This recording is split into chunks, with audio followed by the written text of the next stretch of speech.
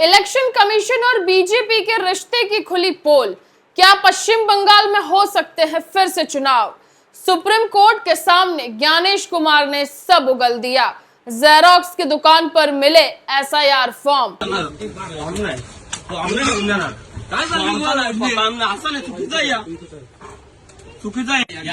स्टेशनला घ्या, पोलीस स्टेशनला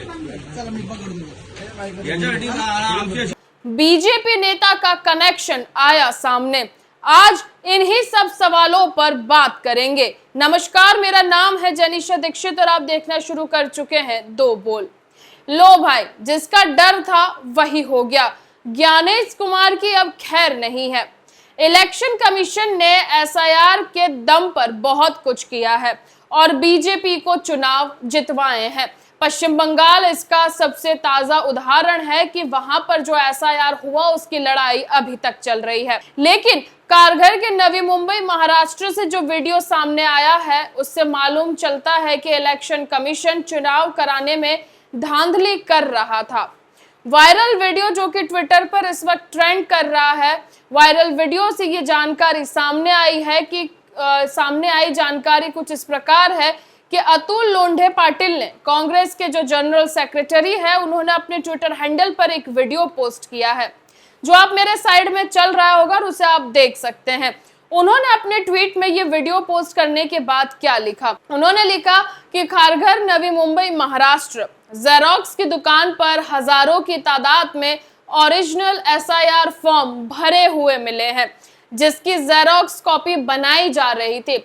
जब पूछा गया कि ये फॉर्म कौन देकर गया है, तब दुकानदार ने बताए गए फोन नंबर पर फोन करने से पता चला कि भाजपा के युवा नेता ने ये फॉर्म दिए हैं।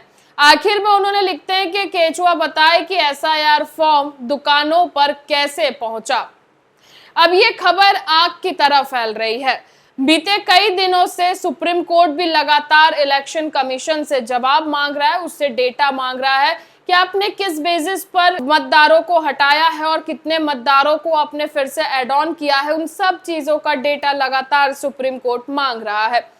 अब ये खबर जब सामने आई है तब से ट्विटर पर ये एक बहस स्टार्ट हो गई है कि बीजेपी और इलेक्शन कमीशन का अपना एक अलग रिश्ता चल रहा है। इलेक्शन कमीशन अब बीजेपी बन चुका है, क्योंकि आए दिन बीजेपी के घोटाले सामने आ रहे हैं। चुनाव में कितनी धांधली की है वो सब कुछ सामने आने लगा है। अभी मैंने इसके पहले एक वीडियो किया था, उसमें मैंने आपको बताया था कि किस तरीके से राजस्थान सरकार भी विकास के नाम पर लोगों को चूना लगा रही है और यहाँ पर इलेक्शन कमीशन ने किस तरीके से एसआईआर की प्रक्रिया करवाकर बीजेपी को चुनाव जितवाए हैं। इलेक्शन कमीशन अपने एसआईआर की प्रक्रिया की वजह से लगातार सवालों से घिरा हुआ है, वो इससे फ्री हो ही नहीं पा रहा है।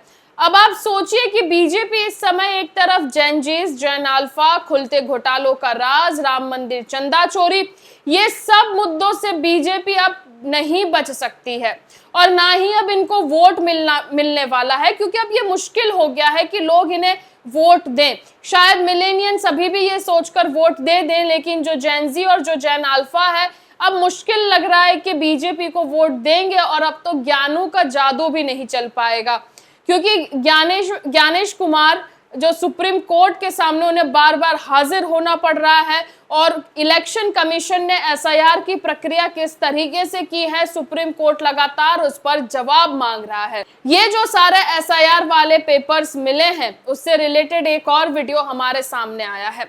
वहीं का है, यह खारघर के सेक्टर 19 का है, जहां पर मेडविट्स प्रिंटिंग जेरोक्स की दुकान में ये सारे करीबन 500 से 1000 फॉर्म मिले हैं, जिसमें बीजेपी के एक युवा नेता का कनेक्शन सामने आया है। अब ये युवा नेता कौन है ये अभी तक सामने नहीं आ पाया है, लेकिन ये वीडियो मराठी में है, लेकिन इसके नीचे सबटाइटल्स दिए हुए हैं जिसे आप समझ सकते हैं। पहले आप ये वीडियो सुनिए।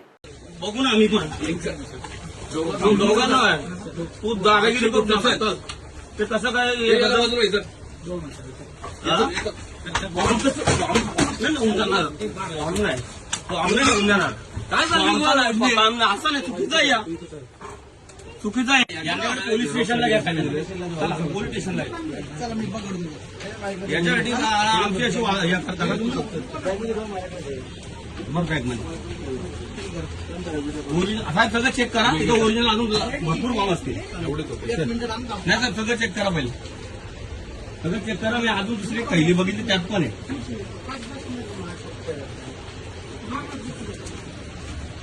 हे डाटा असा शेअर करतात लोकांचा आणि त्याच्यावर हे निवडणुका लढवतात. यांच्याकडे आले कुठून हे आता प्रांतांना पण बोलवतो.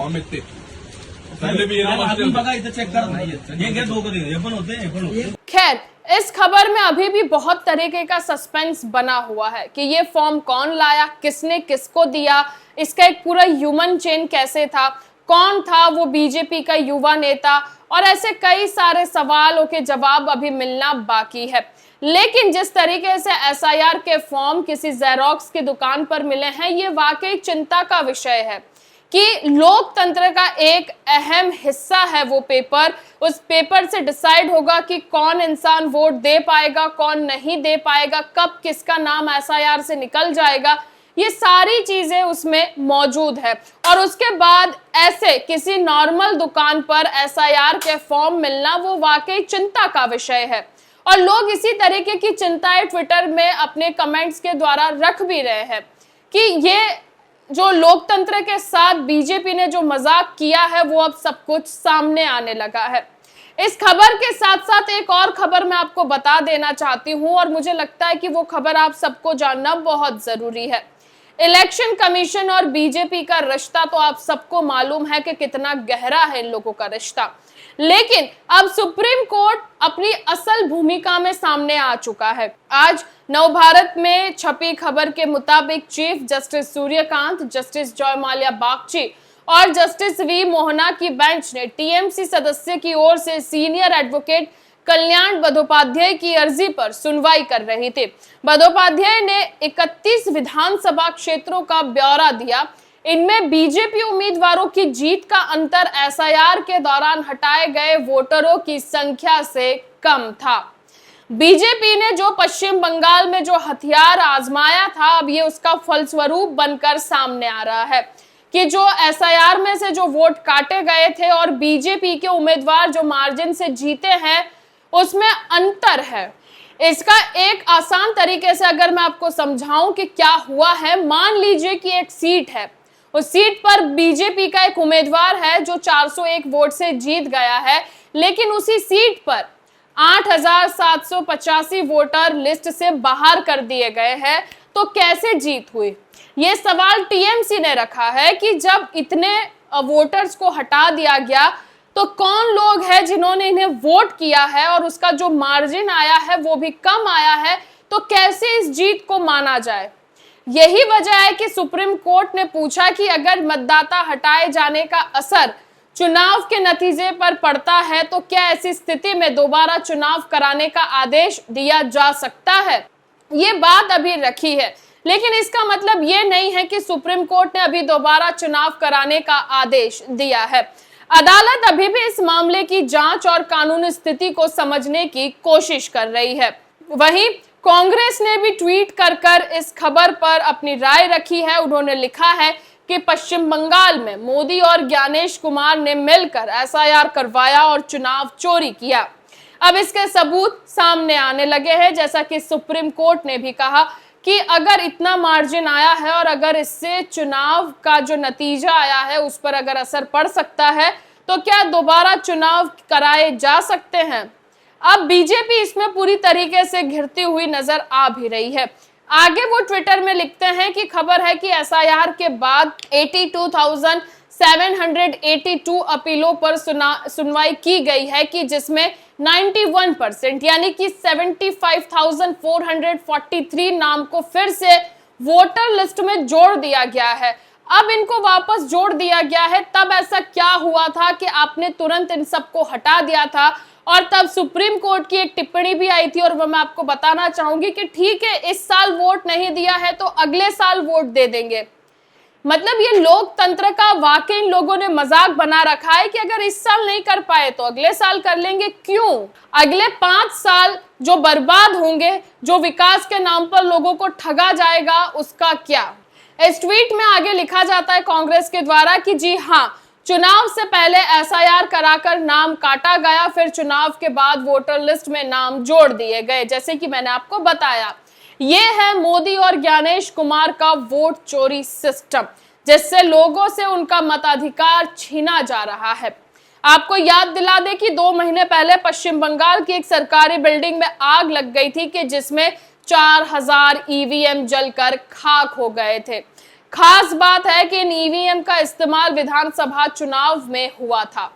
ये सारे ही मामले बताते हैं कि मोदी और ज्ञानेश कुमार ने मिलकर पश्चिम बंगाल में भयंकर तरीके से वोट चोरी को अंजाम दिया है।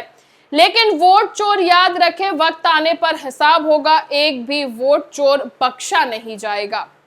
ये जो खबरें हमारे सामने आई और जो साथ ही में ट्विटर पर ये वीडियो आया कि किसी जेरोक्स की दुकान पर एसआईआर के फॉर्म मिले हैं, तो ये सारी चीजें हमें सोचने पर मजबूर करती है कि जो सत्ता में बैठे हैं, जिनके हाथ में लोगों का भविष्य है, जिनके हाथ में लोकतंत्र की बागडोर है, क्या वो वाकई इस लोकतंत्र को अच्छे से संभाल पा रहे हैं? क्योंकि जिस तरीके की खबरें आई हैं और जिस तरीके के वोट चोरी के इल्जाम जब पश्चिम बंगाल चुनाव हो रहा था, एसआईआर हो रहा था, उसमें जब लगे, तब मुझे लगता है बहुत सारे लोगों ने कहा होगा कि अरे ये तो ऐसा थोड़ी कुछ हो सकता है ये, लेकिन अब उसके सबूत धीरे धीरे सामने आने लगे हैं। बीजेपी और ज्ञानेश की जोड़ी जो एक समय पर बहुत चमक रही थी, अब उसकी चमक कहीं ना कहीं धुंधली होती हुई नजर आ रही है। क्योंकि जिस तरीके से सुप्रीम कोर्ट लगातार इलेक्शन कमीशन से जवाब मांग रहा है और उसके बाद तुरंत इलेक्शन कमीशन जो वोटर्स हटा दिए गए थे उन्हें अब तुरंत वापस उस लिस्ट में जोड़ रहा है, और अब सुप्रीम कोर्ट पूछ रहा है कि चुनाव के नतीजों पर कोई असर तो नहीं हुआ, अगर हुआ है तो हम फिर से चुनाव करवा सकते हैं। मतलब आपको क्या लगता है कि इतने सारे चुनाव जो इतनी मेहनत से हुए, क्या वो वापस किए जा सकते हैं? तब तो सुप्रीम कोर्ट ने फिर ये क्यों कहा कि आप अगले साल वोट कर दीजिएगा। लेकिन अब क्या है कि सच्चाई सामने आने लगी है, और जो आज वीडियो सामने आया है ट्विटर पर, उसमें तो अभी कई सारे सवालों के जवाब आना बाकी है। लेकिन ये खबर आगे चलकर क्या मोड़ लेगी, अब ये तो हमें समय ही बताएगा। अगर फिलहाल इस वीडियो में बस इतना ही। आपसे मुलाकात होगी अगले वीडियो में। तब तक इस वीडियो को अपने दोस्तों के साथ शेयर करिए, हमारे चैनल को सब्सक्राइब करिए, ज्वाइन करिए और देखते रहिए दो बोल। नमस्कार।